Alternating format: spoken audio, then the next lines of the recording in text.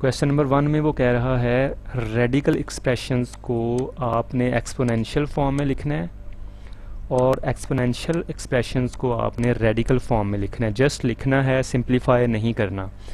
अब आप ये जहन में रखिएगा कि अंडर रूट वाली यानी स्क्वायर रूट वाली जो भी एक्सप्रेशन होती है उसको हम रेडिकल एक्सप्रेशन कहते हैं, और जिसमें पावर इन्वॉल्व होती है जस्ट लाइक ये -64 की पावर 1/3, तो ये एक्सपोनेंशियल एक्सप्रेशन है, ये एक्सपोनेंशियल फॉर्म है। हमने इसको इंटरचेंज करके लिखना है क्वेश्चन नंबर 1 में। अगर उसकी रेडिकल एक्सप्रेशन दी हुई है तो हमने एक्सपोनेंशियल फॉर्म में लिखना है, और अगर एक्सपोनेंशियल फॉर्म दी हुई है तो हमने रेडिकल फॉर्म में लिखना है। अच्छा जी, क्वेश्चन नंबर 1 के पार्ट नंबर 1 में कह रहा है -64 और अंडर रूट की जो पावर है वो 3 है, यानी इसको हम क्यूब रूट भी कहते हैं।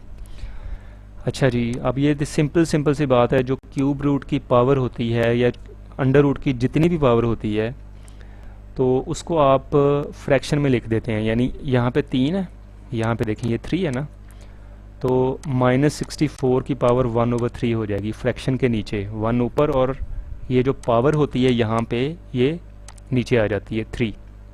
ठीक है जी, क्लियर है।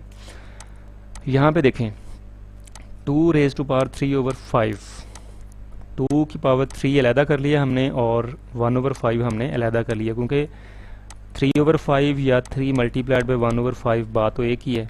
अब आप ये देखें कि जो भी फ्रैक्शन के नीचे होती है, मैंने आपको पहले भी बताया था, जो फ्रैक्शन के नीचे होती है वो अंडर रूट की पावर होती है। ठीक है जी, यहाँ पे देखें आप, ये हमारे पास क्या है, ये अंडर रूट की पावर क्या है 5 बनेगी, क्योंकि यहाँ पे देखें फ्रैक्शन में क्या है 5 है। तो फ्रैक्शन में 5 होने की वजह से हमने यहाँ पे अंडर रूट की जो पावर लगाई है वो 5 लगाई है।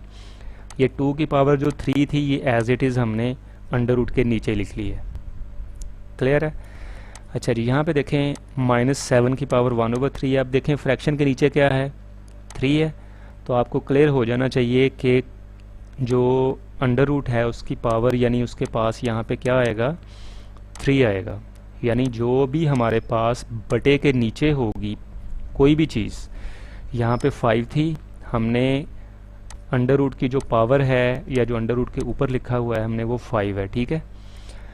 अच्छा जी, उसके बाद आप ये देखें कि यहाँ पे 3 है फ्रैक्शन के नीचे, तो यहाँ पे अंडर रूट की पावर कितनी आ जाएगी 3 आ जाएगी। ठीक है।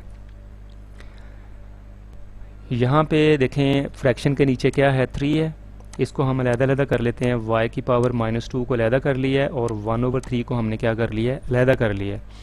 अब 1/3 यहाँ पे आपको देख के पता चल जाना चाहिए कि 3 जो है वो फ्रैक्शन के नीचे है यानी बटे के नीचे है, तो आपने अंडर रूट के ऊपर क्या लगाना है 3 लगाना है, तो y की पावर -2 जो है वो एज इट इज़ आ जाएगी। करना हमने क्या है, जो भी पावर आपके पास यहाँ पे फ्रैक्शन के नीचे होगी यानी बटे के नीचे होगी उसको आपने अंडर रूट के ऊपर लिख देना है यहाँ पे। ठीक है। और जो अंडर रूट की पावर यहाँ ऊपर लिखी होती है वो हमारे पास बटे के नीचे आ जाती है, सिंपल, यानी 1 ये पावर जो यहाँ पे जितनी भी होगी, अगर यहाँ पे कुछ भी नहीं है तो 2 आ जाएगा। अगर यहाँ पे कोई पावर भी नहीं है ना अंडर रूट की, तो यहाँ पे क्या आ जाएगा 1/2 आ जाएगा। ठीक है। अच्छा जी, ये क्वेश्चन नंबर 1 तो बहुत इजी सा था, बहुत आसान सा था। ये हमने जस्ट एक्सपोनेंशियल फॉर्म को रेडिकल फॉर्म में और रेडिकल फॉर्म को एक्सपोनेंशियल फॉर्म में लिखना था। I think everything is clear. So let's move forward to question number 2। Question number 2 में वो ट्रू फॉल्स पूछ रहा है। ऑब्जेक्टिव के पॉइंट ऑफ व्यू से ये बात ज़हन में रखिएगा कि ये चैप्टर पूरे का पूरा ही जो है वो इम्पॉर्टेंट है। तो अब देखें कि 5 की पावर 1/5, देखें आप यहाँ पे आपको पता चल जाना चाहिए कि जो भी बटे के नीचे है 5 है, बटे के नीचे 5 है यानी फ्रैक्शन के नीचे 5 है, तो अंडर रूट की पावर या अंडर रूट के ऊपर क्या आना चाहिए 5 आना चाहिए। यहाँ पे अंडर रूट के ऊपर कुछ भी नहीं है, तो दैट मीन्स ये फॉल्स है। क्या है, फॉल्स है। यहाँ पे मैंने आपके लिए ट्रू फॉर्म जो है उसकी हल कर दी हुई है ताकि आपको पता चल जाए कि ये फॉल्स क्यों है। ये देखें 5⁵ 1/5 था, तो एक्चुअली क्या होना चाहिए था, फ्रैक्शन के नीचे वाली जो हम आपको पता है कि वो हम रखते होते हैं अंडर रूट के ऊपर, लेकिन यहाँ पे कुछ भी नहीं है, तो दैट मीन्स ये हमारे पास फॉल्स स्टेटमेंट है। अच्छा जी, आगे हम चलते हैं पार्ट नंबर 2 पे। 2^2/3 वो कह रहा है कि ये है 4√3, यानी क्यूब रूट, 4 का क्यूब रूट ये इसके इक्वल है। ये ट्रू है। क्यों ट्रू है? यहाँ पे हम देखें 2^2/3 है, तो 2^2 और 1/3 को हमने सेपरेट सेपरेट कर लिया है।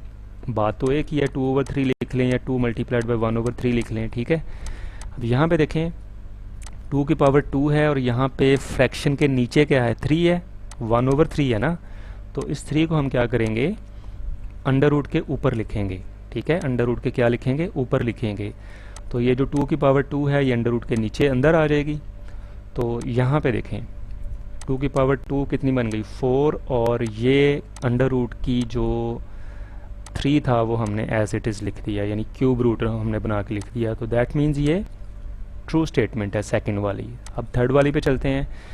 अब 49 का अंडर रूट कह रहा है कि 7 के अंडर रूट के इक्वल है। फॉल्स है। क्यों फॉल्स है? यहाँ पे देखें 49 का अंडर रूट, अच्छा जी 49 आपको पता है 7 × 7 होता है, और ये जो सिंपल स्क्वायर रूट है इसको हम लिख सकते हैं 1/2, ठीक है जी।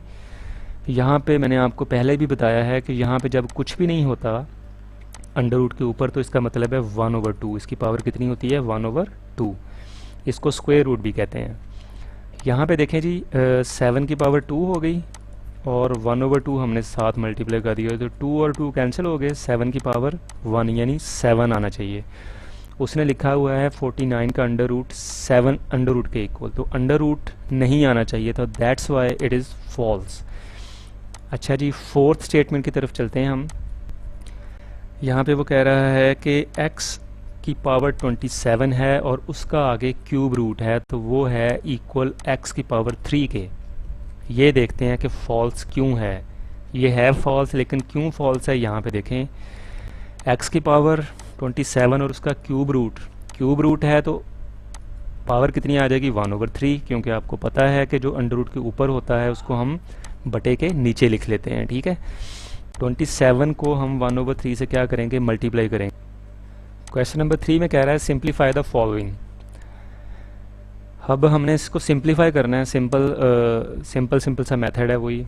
देखें 125 माइनस 125 है और उसका क्यूब रूट है।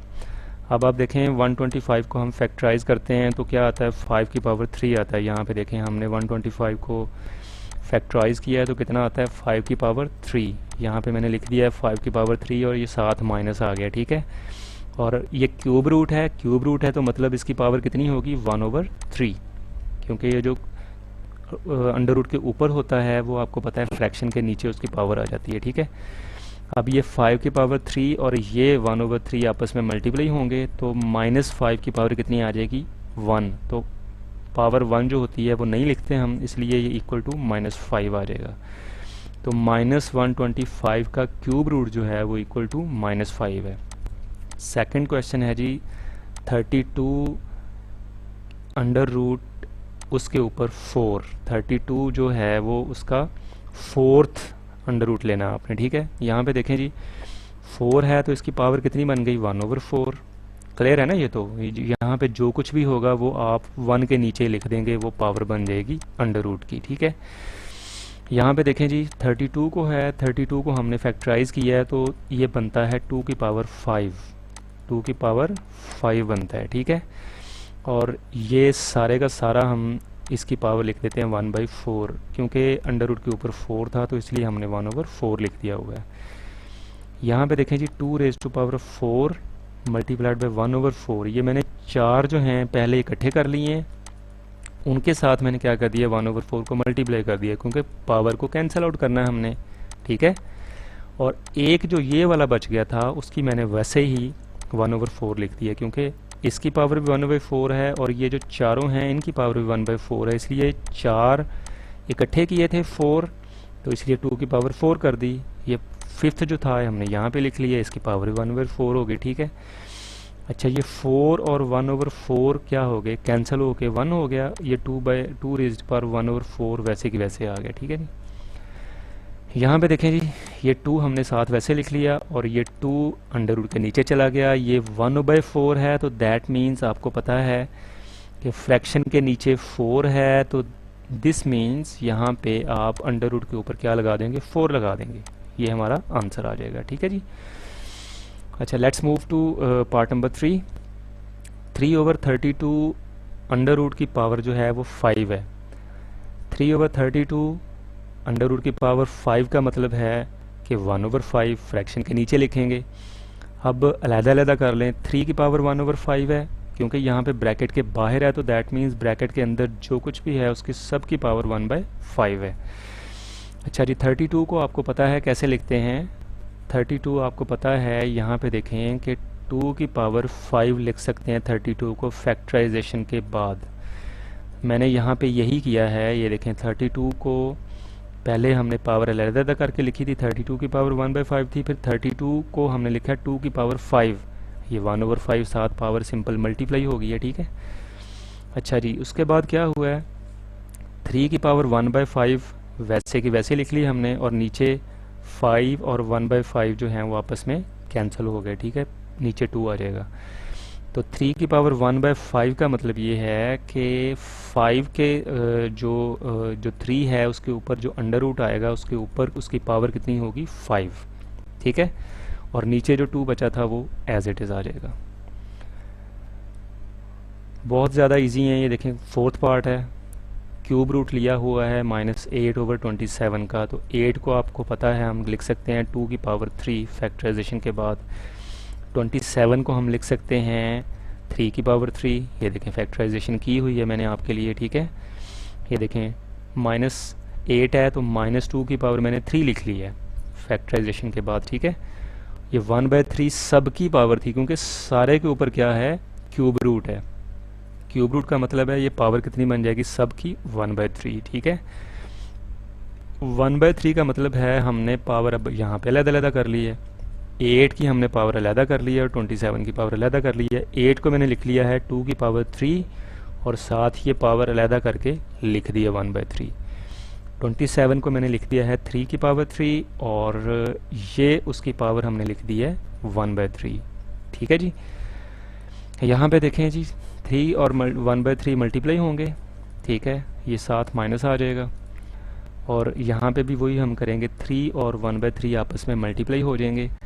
तो यहाँ पे देखें, ये 3 और 1/3 कैंसिल आउट होके 2 की पावर 1 आ गया। 1 आपको पता है हम नहीं लिखते। और 3 और 1/3 यहाँ पे भी कैंसिल आउट हो गए, 3 की पावर भी 1 आ गई। 1 आपको पता है हम नहीं लिखते। तो